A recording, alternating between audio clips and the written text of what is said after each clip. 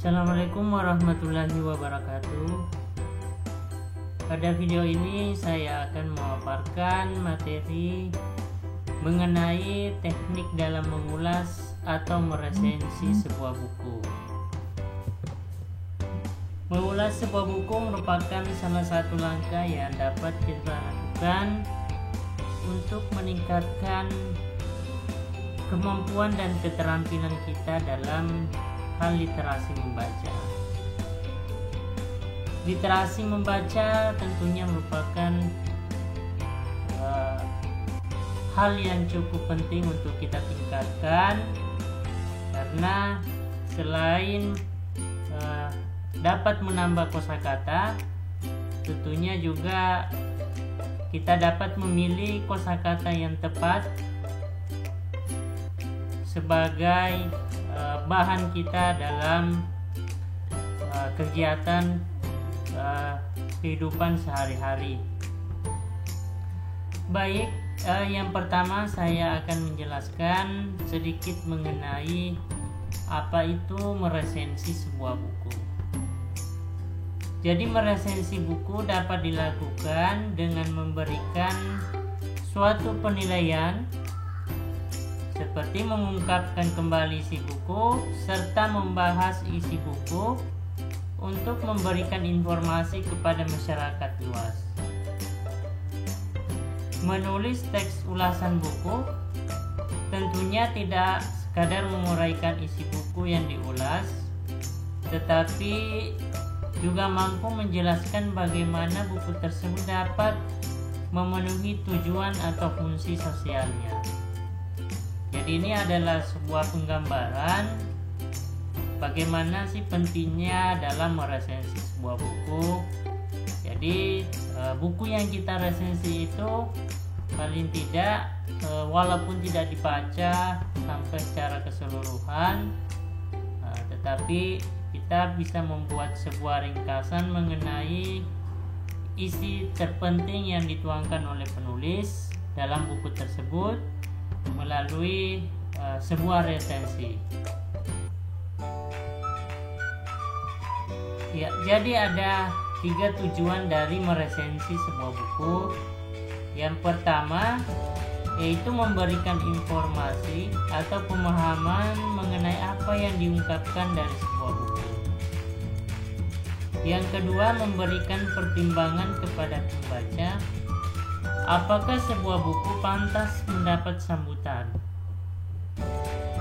Yang ketiga, mengajak pembaca untuk memikirkan, merenungkan, dan mendiskusikan problematika yang muncul pada sebuah buku.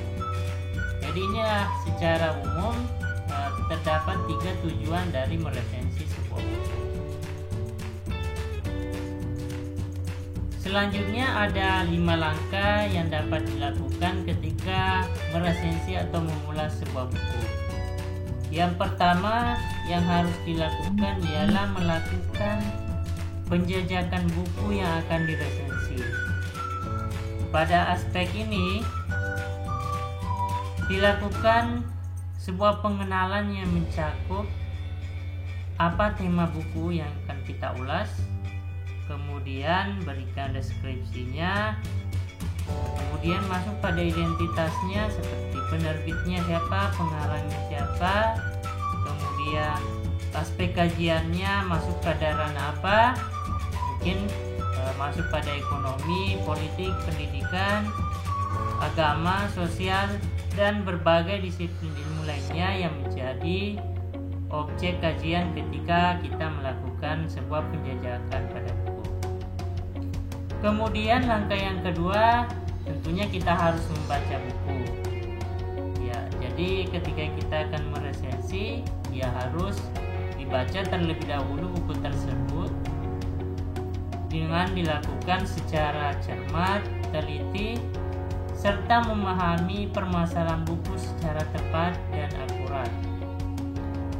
Kemudian langkah yang ketiga yaitu memberikan tanda. Jadi ketika kita membaca, jadi sambil membaca kita juga bisa memberikan tanda dengan menentukan bagian-bagian yang akan dikutip sebagai data acuan. Ya, proses kedua dan ketiga ini bisa dilakukan secara bersamaan. Selanjutnya langkah yang keempat yaitu membuat sinopsis. Jadi setelah membaca buku dengan cermat dan teliti, kita dapat membuat intisari buku yang akan diresensi. Nah, yang terakhir yaitu menentukan penilaian. Ya, dari segi penilaian tentunya banyak aspek yang dinilai, seperti isinya bagaimana, bahasa yang digunakan apakah mudah dipahami, kemudian masuk pada aspek teknis dari sebuah buku yang akan kita resensi.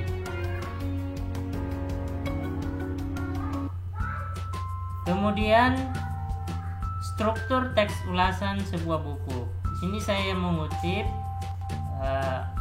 salah satu pendapat yang dikemukakan oleh Triwaratno pada tahun 2016 bahwa ada 5 struktur teks ulasan sebuah buku. Yang pertama yaitu disebut dengan identitas. Kemudian masuk pada orientasi seperti pengantar ulasan. Yang ketiga yaitu tafsiran isi. Yang keempat evaluasi, dan yang kelima adalah rangkuman. Yang pertama identitas. Jadi identitas yang dimaksud di sini ialah berfungsi untuk memberikan deskripsi tentang wujud fisik dari sebuah buku beserta ciri-cirinya. Kemudian orientasi yaitu berfungsi untuk menyampaikan informasi tentang buku yang diulas. Kemudian memposisikan buku yang diulas, menyatakan pendapat pengulas. Ya, jadi ada 3 poin penting ketika kita memaparkan orientasi dari buku yang kita ulas. Yang ketiga yaitu tafsiran isi. Nah, tahapan ini memuat penceritaan ulang tentang hal yang dilakukan oleh penulis saat ia menulis buku. Kemudian isi buku yang diulas sebagai hasil dari pembacaan oleh pengulas terhadap buku itu. Dan yang ketiga ialah membandingkan isi buku yang diulas dengan buku-buku lain yang sejenis. Yang keempat, evaluasi. Evaluasi yang dimaksud di sini adalah memberikan penilaian terhadap buku yang diulas. Misalnya bagaimana kedalaman isi buku, tata organisasi gagasan pada penata bab, gaya penulisan, dan yang keempat yaitu apa keunggulan dan kelemahan dari buku yang kita resensi. Dan yang terakhir yaitu rangkuman. Jadi struktur yang terakhir itu rangkuman berupa penegasan kembali bahwa pendapat pengulas yang disampaikan pada tahapan orientasi sudah benar dan buku ini memang dibutuhkan oleh pembaca yang dituju. Jadi itulah 5 struktur yang harus ada dalam sebuah resensi buku atau ketika kita akan mengulas sebuah buku.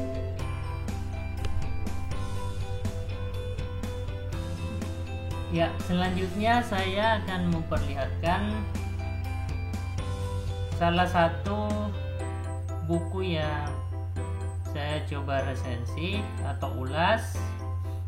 Di sini bukunya yang ditulis oleh Profesor Dr. Sugiono. Saya pikir buku ini cukup terkenal karena banyak dimiliki oleh pembaca yang bergelut atau berkecimpung di bidang penelitian. Ya, jadi langkah yang pertama yaitu kita tentukan terlebih dahulu identitas dari buku tersebut.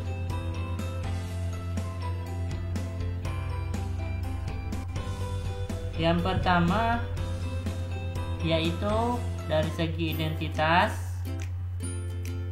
masuk pada judul buku, kemudian penulisnya siapa atau pengarangnya, penerbit, tahun terbit, tebal buku, bahasa, sampul. Ya, ini masuk pada identitas buku. Jadi judul buku yang saya ulas di sini sebagai contoh yaitu buku yang ditulis oleh Sugiono yang berjudul Metode Penelitian Pendidikan, Pendekatan Kuantitatif, Kualitatif, dan R&D. Ya, kemudian diterbitkan di Bandung, nama penerbitnya itu Alfabeta pada tahun 2012 dengan jumlah halaman atau ketebalan yaitu 456 halaman. Kemudian bahasanya bahasa Indonesia, sampul hitam dan kuning. Saya lanjutkan. Ya, yang kedua ialah tahapan orientasi. Jadi tahapan orientasi ini mencakup pengantar ulasan.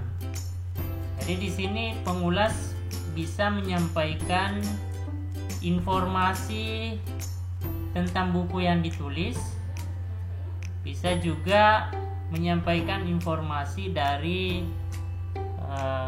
penulis, kemudian menyatakan pendapat pengulas. Jadi pengulas bisa menyampaikan pendapat pada tahapan orientasi ini. Seperti yang terlihat pada video ini, orientasinya saya tuliskan 2, namun ini masih bisa ditambah bergantung dari bagaimana pengulas memberikan informasi pada tahapan orientasi ini.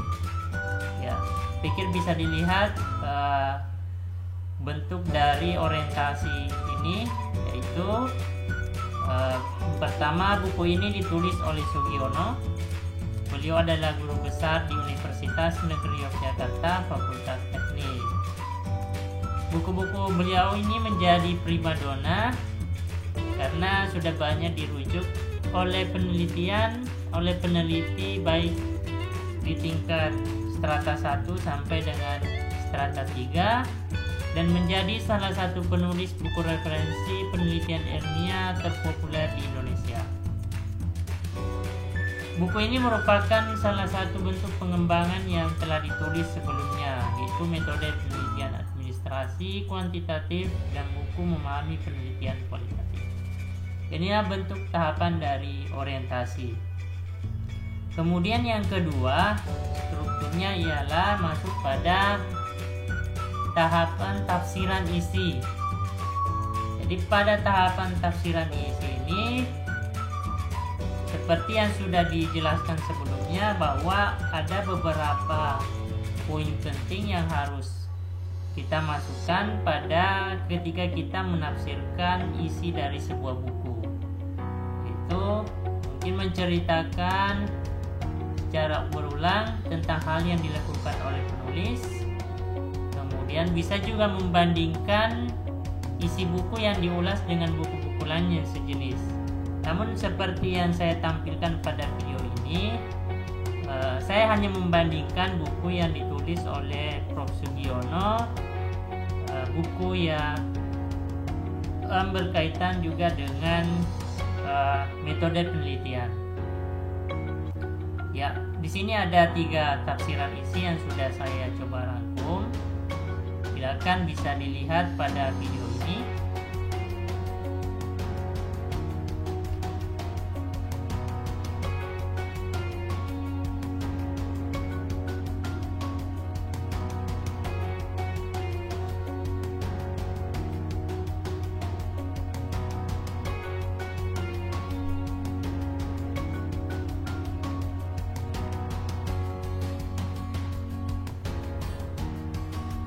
Ya, selanjutnya masuk pada tahapan evaluasi.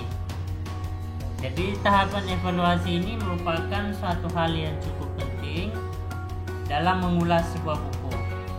Nah, selain kita menyampaikan keunggulan dari sebuah buku, di sini kita juga bisa memberikan pandangan mengenai kelemahan dari buku tersebut. Ya, di sini ada 4 evaluasi yang sudah saya coba paparkan. Bisa dilihat bahwa keunggulan dari buku ini diantaranya ditulis berdasarkan hasil kajian dari beberapa teori dan sesuai dengan analisis kebutuhan. Jadi memang buku ini dibutuhkan oleh calon peneliti maupun dosen yang mengampu mata kuliah metodologi penelitian sebagai pegangan dalam kegiatan pembelajaran. Ya, keunggulan buku ini juga dilengkapi dengan contoh format penyusunan proposal penelitian, sehingga dapat membantu peneliti pemula dalam memahami proposal penelitian. Ya, ini keunggulan yang ada dalam buku yang saya ulas. Ya, walaupun buku ini memiliki banyak keunggulan, namun masih ada beberapa kekurangan dari buku ini, seperti tidak ada daftar istilah atau glosarium, halaman indeks, dan biografi penulis. Ya, daftar istilah sangat penting dalam sebuah buku, karena masih banyak istilah-istilah ilmiah yang sulit dipahami, apalagi peneliti pemula sangat penting untuk memahami istilah-istilah tersebut. Selain glosarium juga indeks. Ya, jadi indeks juga penting untuk ada pada sebuah buku, karena membantu pembaca untuk menemukan informasi secara tepat tanpa harus membaca keseluruhan isi buku. Olehnya itu, kedua halaman ini penting untuk ada dalam sebuah buku. Ya, jadi ini kelemahan dari atau kekurangan dari buku yang saya ulas. Kemudian buku ini lebih tepat untuk calon peneliti dan pegangan bagi dosen dalam memberikan pembelajaran mata kuliah metodologi penelitian. Kemudian, ya, di sini saya membandingkan buku Sugiono yang berjudul Metode Penelitian dan Pengembangan, yaitu tentunya ada perbedaan antara buku yang pertama dan kedua dalam hal pemaparan isi. Namun kedua buku tersebut ditulis untuk membantu pembaca dalam memahami secara mendalam tentang perspektif metode penelitian. Jadi di sini kita bisa membandingkan buku yang sejenis yang ditulis oleh pengarang yang berbeda, tapi kita juga bisa membandingkan buku yang sama, penulis yang sama, dengan teknik penyampaian materi yang berbeda. Ya, yang terakhir yaitu tahapan rangkuman. Jadi pada tahapan rangkuman ini pengulas bisa memberikan penjelasan atau menegaskan kembali mengenai materi atau orientasi yang disampaikan pada bagian tahapan sebelumnya, bahwa memang buku ini benar-benar dibutuhkan oleh pembaca yang dituju. Selain itu, kita juga bisa memberikan apresiasi melalui tahapan rangkuman ini.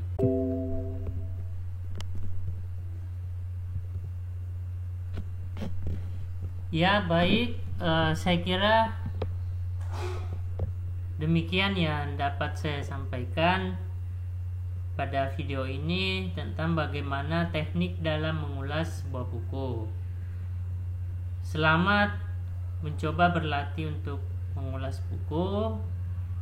Ini sebagai dasar untuk melatih kemampuan dan keterampilan kita dalam membaca secara cermat dan teliti.